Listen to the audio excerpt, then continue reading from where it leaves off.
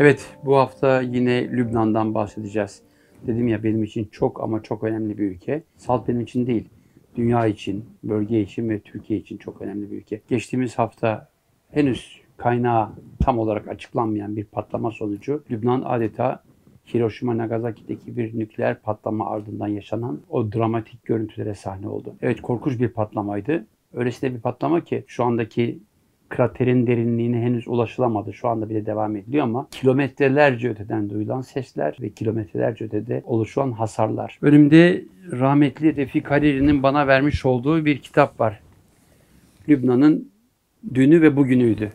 Yani bu 10 gün öncesine kadarki Lübnan diyeceğim.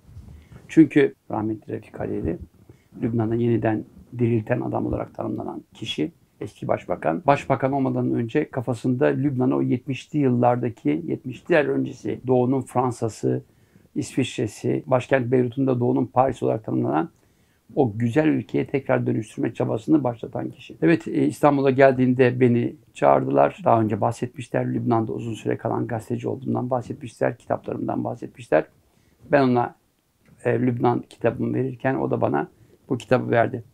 Kitabın kapağında bir hologram var. İç savaşın yerle bir ettiği Beyrut'tan sahneler ve aynı sahnelerin bugünkü, yani geçtiğimiz haftaya kadarki hali. Bugün diyemiyorum çünkü bugün yine o iç savaşın görüntüsüne neredeyse yakın bir şekilde Beyrut'un bazı mahalleleri yerle bir olmuş vaziyette. Düşünebiliyor musunuz? Milyarlarca dolar harcandı Beyrut'u tekrar diriltmek için, küllerinden tekrar canlandırmak için. Muhteşem restorasyonlar yapıldı. Binalar eskiden olduğu gibi aynı malzemeler kullanılarak restore edildi. Çünkü çok tarihi bölgeleri vardı Osmanlı döneminden kalma. Yeni bulvarlar yapıldı, alışveriş merkezleri, milyarlarca dolar. Ve bir anda bir patlama, işte amonyum nitrat 2750 tondan bahsediyoruz. Evet, o nitrat patladı ama onu patlatan halen meçhul.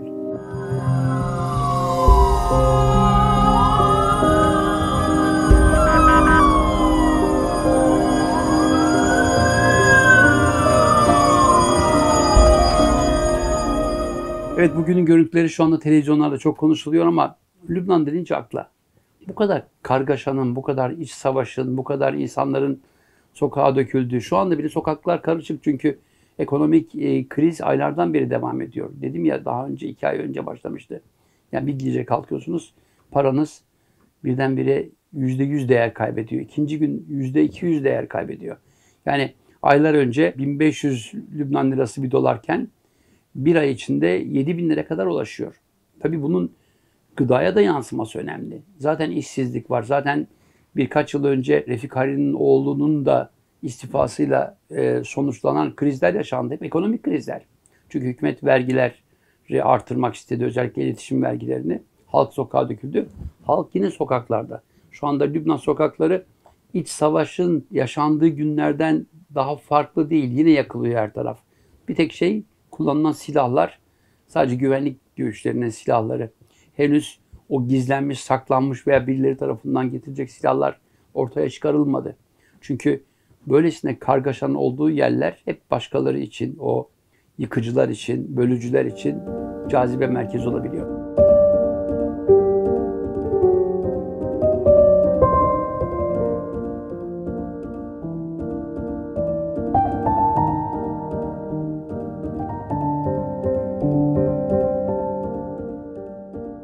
Evet, bu cazibe merkezi olan Lübnan'da kim kimdirle başlayayım.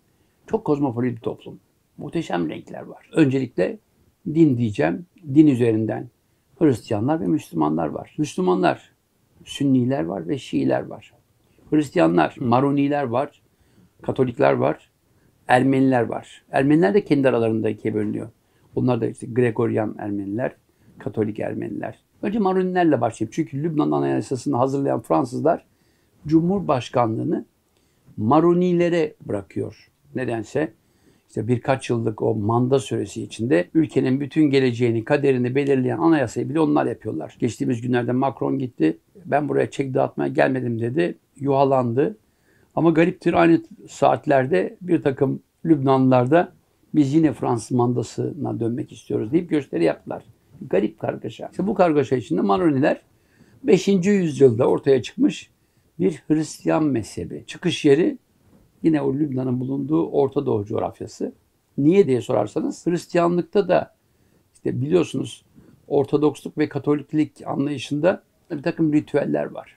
Buradaki farklılıklar Katolik dünyaya daha yakın olan Orta Doğu'da bir mezhebi ortaya çıkardı. Çıkaran Aziz Maron'dan ötürü Maroniler diyorlar ama onların da bölgedeki diğer Hristiyanlarla olan mücadelesi Osmanlı döneminde de devam etti ama en korkuncu da Dürzilerle olan savaşları. Dürzilerle olan savaşları geçtiğimiz yüzyıllardan da öncesine dayanıyor. Peki kim Dürziler diyeceksiniz? Onlar da İslam dininde o var olan bizim mezheplerden öte Şiilik ve Sünninin dışında İsmaili dediğimiz bir mezhebe daha yakın insanlar. O da 10. yüzyılda Fatimiler döneminde çıkmış bir mezhep. Bana Dürzileri açıklar mısınız lütfen? Dürziler kimlerdir? İslam'ın bir mezhebi. Belki de İsmailoğullarının kuzenleri.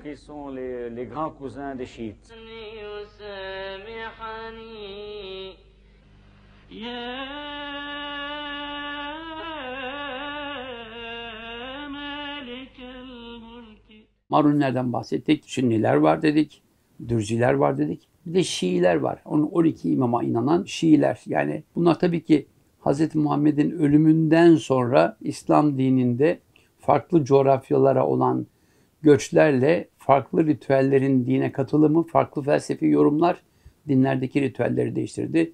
İnançlarda farklılıklar ortaya çıkardı. Bunlar insanların birbirini öldürmesi için gerekçe mi? Değil aslında. Ama tahammülsüzlük ne yazık ki hem Hristiyan dünyasında hem İslam dünyasında hem de diğer dinlerde bunlara yol açıyor. İşte o yüzden inançlara saygı, inanan insana saygı, ritüelin ne olursa olsun. İnsana saygı. Nüfus sayımı yıllardan beri yapılmıyor. 4 milyon deniyor, 5 milyon deniyor. Hesapta olmayan 1 milyona yakın Filistinli var. Son dönemde Suriye İç Savaşı'da gelen Suriyeliler var. Bir de Suriyelilerin bu iç savaş mağduriyetiyle ülkeye göçmesinden öte 1976 yılında Baba Esad ülkeye bir de Suriye ordusunu gönderdi. Refik Hariri hayattayken Suriye'de işçiler gönderildi çalışsınlar diye. Çünkü Suriye ekonomisi Lübnan'la ayaktaydı özellikle. Ama şu anda gariptir, son dönemdeki istikrarsızlığın sebebi Suriyeli iş adamlarının Lübnan'da bulundurduğu paranın ülke dışına çıkarılmasına bağlanıyor. Evet, saydığım gibi Sünniler, Şiiler Müslüman cemaatlerinin arasında kabul ediyor. Dürziler her ne kadar kendilerini Müslüman kabul ediyorlarsa da diğer Müslüman mezhepleri tarafından İslam dışı bir akım olarak kabul ediliyor. Başka kimler var? Ülkede Filistinler var. Onlar da Müslüman ama aralarında Hristiyanlar da var. Hristiyan Filistinler de var. Peki başka neler var? Filistinler arasında Hristiyanlar, Müslümanlar olduğu gibi siyasi görüşleri farklı olan Filistinler var. Unutmayalım, 1948'den itibaren ülkeye Filistinler gelmeye başladı. Hiçbir zaman vatandaşlıkları olmadı. Kamplarda yaşadı ama kamp deyince böyle çadır kamplar değil. Beyrut'un, kuzeyde Trablus, Şam'ın, güneyde Sayda'nın, Sur'un yani diğer adı da Tir'in hep banliyölerinde derme çatma barakalar dediğimiz yerlerde yaşayan adı konmamış bir toplumdu. Bu toplumda 1970'lerde Yaser Arafat'ın 1960 sonlarında ortaya çıkışı, 70'lerde popülaritesini artırması ve Filistin Kurtuluş Örgütü'nün yani o Arap-İsrail Savaşı içinde birdenbire uluslararası bir tanınırlığının olmasıyla beraber mücadelesinde Sovyetler Birliği başta olmak üzere bazı ülkelerin desteğini alması Filistin mücadelesini Yaser Arafat'la buluşturup İsrail'e yönelen eylemlere dönüştürdü. Ama bu eylemler Lübnan topraklarından yapılıyordu. O yüzden İsrail Filistinlerin Lübnan'daki varlığından rahatsızlığını 1982 yılında Galile'de barış yani Celile'de barış operasyonuyla başlattı. Lübnan'ın büyük bölümünü işgal etti. Ardından Beyrut'u kuşattı ve büyük bir katliam yaptırttı. Yaptırttı diyorum. Kime? O Maroni Hristiyanların bir koluna. O kol ne? Lübnan kuvvetleri. Kuvve-i Lübnan deniyor. Ketayip dediğimiz Falancist Partisi'nin bir kolu. Kime yaptırttı? Samir Jaja, şu anda eşi parlamentoda olan Fransız hayranı, kendisini Arap olarak kabul etmeyen bir Maroni Hristiyan ve onun bir arkadaşı vardı Eli Hubeya. O iki kişi yani Lübnan kuvvetlerinden iki kişi yanlarındaki savaşçılarla beraber, milislerle beraber İsrail ordusunun helikopterleriyle bizzat Ariel Sharon'un yönettiği bir operasyonla silahtan arındırılmış Filistin savaşlarının Beyrut'u terkinden sonra tek başlarına kalmış Filistin mahallelerine girdiler ve 2000'e yakın insanı, sivili, çocuğu, kadını katlettiler. İsrail kendisi yapmadı, yaptırttı.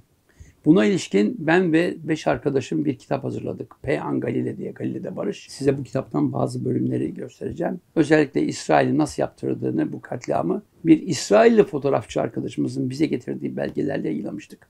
Olay oldu. Hatta sonra vicdan azabı duyan, o katliamın mimarlarından biri olan Eli Kubeya birdenbire Lübnan kuvvetlerinden ayrılıp Baba Esad'ın safına geçti. Ve ben bu işte suçluyum, suçumun cezasını neyse vermeye hazırım deyip Lahey'e, Adalet Divanı'na gitmeye hazırlanırken öldürüldü. İşte o Eli Kubeya. Ve onun yanında en yakın arkadaşı Samir Caca. Peki Şiiler ne yaptılar? Daha önce de belirtmiştim. Lübnan'da bir Şii varlığı vardı. Bunlar işte 12 imama inanan Şii. İran'ın devriminden önce politize oldular. Devrimden önce İmam Musa Sadr ve İran'ın daha sonraki Savunma Bakanı Mustafa Çamran'la beraber bunlar örgütlenmeye başladılar.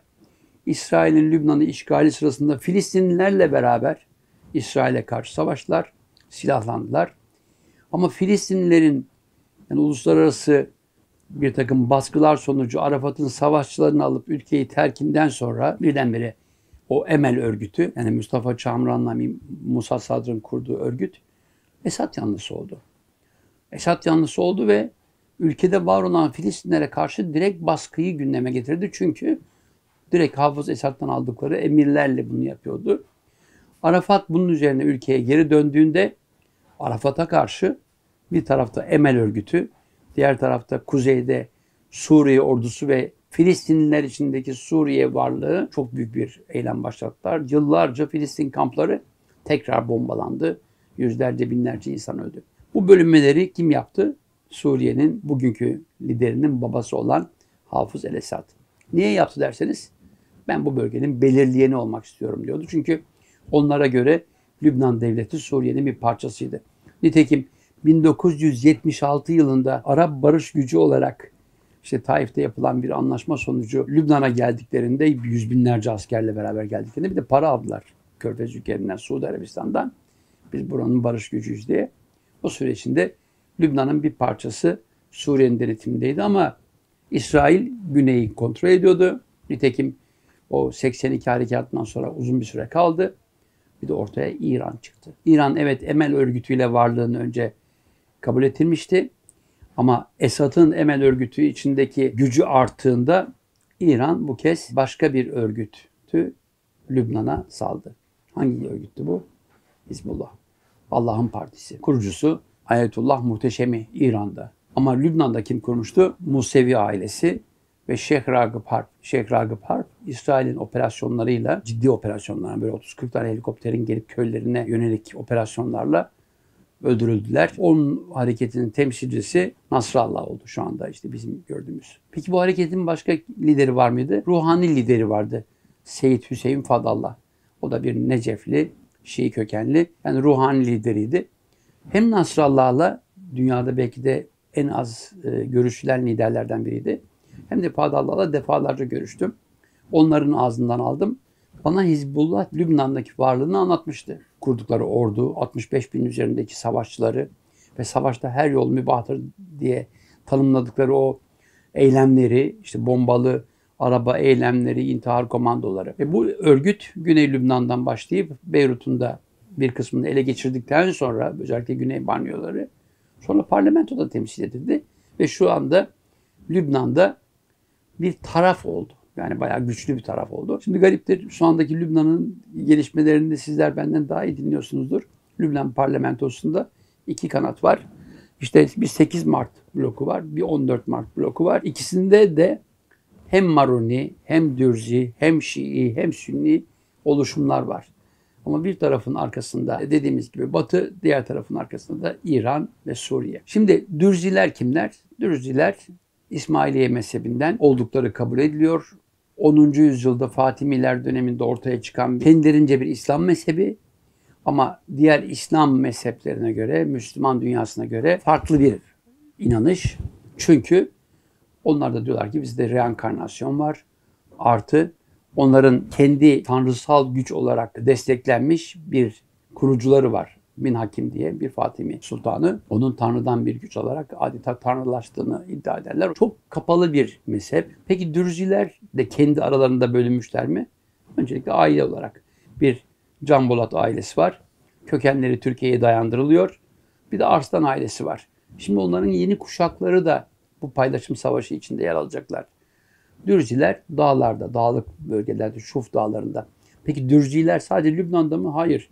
İsrail ordusunun bel kemiğini Dürzi askerler oluşturuyor. Suriye'de varlar ve dünyada varlar. Dedim ya, yani dünyada bayağı popüler bir toplum. Bunların dışında Ermeniler var demiştik. Ermenilerin bir kısmı siyasi hareket içinde geçmişte Asala'nın kampları vardı Beka Vadisi'nde. Bazı arkadaşlarım gidip röportaj yapmıştı. Biliyorsunuz işte 1915'ten önce, 1915'te onların teçhirinden önce de Osmanlı topraklarında çok ciddi Ermeni ayaklanmalarını Taşnak Partisi, Höçnak Partisi yapıyor. Lübnan'da da bu iki partinin varlığı söz konusu. Ama çok yoğun oldukları bir Beyrut'ta bir mahalleleri var. Burçhamut. Benim çok Beyrutlu Ermeni arkadaşım olduğu için sık gittiğim bir mahalle. Peki başka neler var diyeceksiniz. Katolikler var. Çok az miktarda Yahudi kaldı. Çünkü malum işte başka inançlar ağırlıkta olunca. Savaşlar deyince biz zaman zaman işte Hristiyan-Müslüman savaş diyoruz. Hayır. Kendi aralarında da mesela şu andaki Cumhurbaşkanı Aoun'la şu anda parlamentoda eşi bulunan Marunilerin meşhur Sabra Şatila katliamını bizzat yapan Samir Caca savaştılar. Aylarca hani bir milis teşkilatı Lübnan kuvvetleri, diğer tarafta Lübnan ordusu savaştı. Bu arada Emel'le Hizbullah savaştı. Filistinliler birbirleriyle savaştılar. Yani Sünniler kendi aralarına savaştılar. Dürzilerle Sünniler savaştılar. Dürzilerle Maruniler zaten yıllardan beri savaşılıyor. O yüzden taraf olmamak gerekiyor. Geçtiğimiz yıllarda bana bir teklif geldi. Benim bizzat tanık olduğum bir katliam. 1983'te Şuf Dağları'nda farklı bölgelerde önce bu Lübnan kuvvetleri dediğimiz Samir Caca'nın başında olduğu güçler Dürzi köylerinde katliam yaptılar. Dürziler bunlara yönelik Hristiyan köylerinde katliam yaptı. Ardından tekrar bu Falanistler tarafından tekrarlandı. Açıkça bir Fransız yayın evi benden Dürzilerin yapmış olduğu katliama ilişkin fotoğrafları istedi.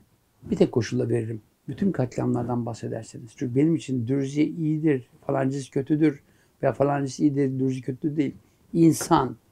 O yüzden ayrımcılık yapmayalım. Bunu devletler yaptığı süre içinde ne yazık ki bu tür sorunlar hep artıyor. Süleyman Franji eski Cumhurbaşkanı, o da Maruni. Ama oğlu yine Maruni olan Cemayel ailesinin tarafından, Beşir Cemayel, o da bir suikaste kurban giden Pierre Cemayel'in oğlu, 1982'de Sabra Şatila katliamından sonraki Cumhurbaşkanıydı. Öldürüldü. Yeni bir patlama sonucu öldürüldü. Onun tarafından öldürüldü Tony Frangi'ye. Ve birdenbire o da Esad yanlısı oldu. Bırakın yanlısı olmayı, Esad'ın danışmanı oldu. Güneyde de ilginçtir. İsrail'in o güvenlik kuşağı diye tanımladığı Celile bölgesine yakın bölgelerde hem Hristiyan hem Müslüman, üstelik Şii Müslüman köyleri paralı savaşçı olarak İsrail hesabına çalışıyorlar. Dediğim gibi Dürziler de iki aileydi. Kendi aralarında savaştıkları gibi diğerleriyle savaştılar. Can Bolat ailesi. Dürziler yeniden doğuşa inanıyorlar. Yani öldükten sonra yeniden doğuyorlar. Ta ki ruh tamamen temizlenip evrensel ruha ulaşana kadar. Peki siz inançlı mısınız? Ben laikim. Arslan ailesi, bu aileden kimsenin kalmadığı söyleniyor ama belki yarın öbür gün çıkabilir. Bu arada bölgesel aileler var. Yani Sayda bölgesinde Mustafa Saad diye bir liderin kontrolündeki bölge vardı. Ama en önemlisi bu tür savaşlarda hani kimin eli kimin cebinde hikayesiyle bütün dünyanın güçleri bu tür ülkelerde kendinden yana savaşçıları seçer, tercih eder. Peki bu arada bizim oradaki varlığımız konusunda, yani çünkü ilginçtir. Geçtiğimiz günlerde Cumhurbaşkanı Yardımcısı ve bakanlarımız oraya gittiğinde Türk ve Türkmenlere ilişkin bir açıklamada bulundular. O açıklamada sözü edilen Türkler diyorum, Türkmen demiyorum. Çünkü bunlar Yavuz Sultan Selim'in 1500'lerde gönderdiği Hicaz yolunu kontrol etsin, korusun diye gönderdiği Türklerin devamı Akkar köyü. Evet, bu köye 25-30 sene önce gitmiştim. Oradaki gerçekten böyle gözleri mavi, Anadolu kökenli 500 sene önce ataları, dedeleri o bölgeye korumak için gönderilen yaşlı amca bana kendi o eski Türkçe ile derdini anlatmaya çalışıyor. Şikayetlerini belirtiyor. Çünkü Lübnan-Suriye sınırı kesildiği zaman arazilerin bir kısmı Suriye'de kalmış. Suriye bu bölgeyi çok denetliyor. O arazilerinin bir bölümünü ne yazık ki kullanamıyorlar. Ondan şikayetçiler. Şimdi onların çocukları belki bugünlerde Türkiye Cumhuriyeti vatandaşlığını edecekler. Son yapılan açıklamayla. O köye gittiğimde o amcalar şu anda var mı yok mu bilmiyorum. Çünkü 25-30 seneden bahsediyorum. Yani 25 sene önce gittiğimde bana sandığından çıkardığı Türk bayrağıyla fotoğraf çektirmişti. İnanılmaz bir şey. Yani böyle izler var. Türk izleri de var Lübnan'da. Bu arada Mardinlileri de unutmayalım. Çok ciddi bir Mardinli Türk nüfusu söz konusu.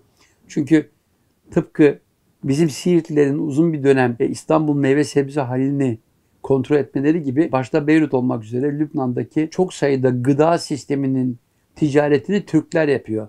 Bunlar Mardinli. Bu arada diyeceğim inşallah bu sokak gösterileri bir an önce biter. Daha farklı fazlara yani iç savaşa doğru tekrar gitmez. Ve tıpkı Refik Hariri'nin bana bahsettiği huzur tekrar Lübnan'a gelir. Ama unutmayalım farklılıklar güzeldir. Ama o farklılıklardan ötürü kimseyi kökeni, etnisitesi, inancı ve inanç biçimleri, ritüelleri ötüründen ne sorgulayalım ne ötekileştirelim. Evet bir başka videoda buluşmak üzere. Sağlıcakla kalınız.